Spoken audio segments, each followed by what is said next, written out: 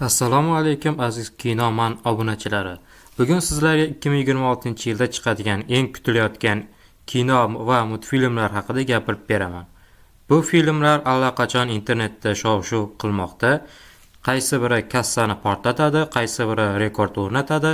Qani boshladik. Birinchi o'rinda Avengers Secret Wars. Marvel muxlislari eng ko'p kutayotgan loyiha aynan shu film. Bu safar ko'plab parallel olamlar birlashadi va eski qahramonlarni yana ko'rishimiz mumkin. Nega kutilmoqda? Marvel tarixidagi eng katta voqea bo'lishi mumkin. Ko'plab super qahramonlar bir filmda. Katta budjet va epik jang sahnalari. Agar siz Marvel muxlisi bo'lsangiz, bu filmni o'tkazib yubormaysiz. Ikkinchi o'rnimizda The Batman Part 2. Robert Pattinson ijrosidagi Batman yana qaytadi. Birinchi qismi qorong'u atmosfera va detektiv uslubi bilan muxlislarni hayratda qoldirgan edi. Bu safar nima kutilyapti? Yangi yovuz qahramon, yanada kuchliroq sujet, Gotham shahrining yanada qorong'u tomoni. Disney muxlislari uchun bu yilning eng katta premyeralaridan biri bo'ladi. Uchinchi o'rinda O'yinchoqlar tarixi 5. Afsonaviy o'yinchoqlar yana qaytmoqda. Woody va Buzz Lightyear haqidagi hikoya davom etadi. Nega bu multfilm kutilmoqda?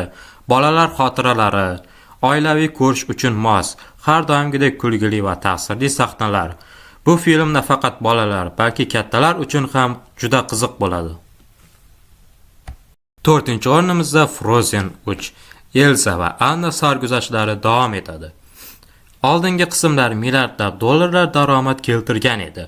Bu safar yangi qo'shiqlar, yangi sarguzasht, yangi sirlar. Multfilm muxlislari uchun 2026-yil juda qiziqarli yil bo'ladi. 5-o'rnimizda Qasoskorlar qiyomat kuni. Marvel multiversiya bosqichini boshlab yuborganidan keyin voqealar tobora murakkablashmoqda. Parallel olamlar, vaqt chiziqlari va turli versiyadagi qahramonlar bir-biri bilan to'qnash kelmoqda.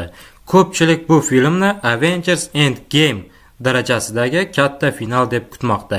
Ya'ni yana barcha qahramonlar birlashadigan ulkan jang.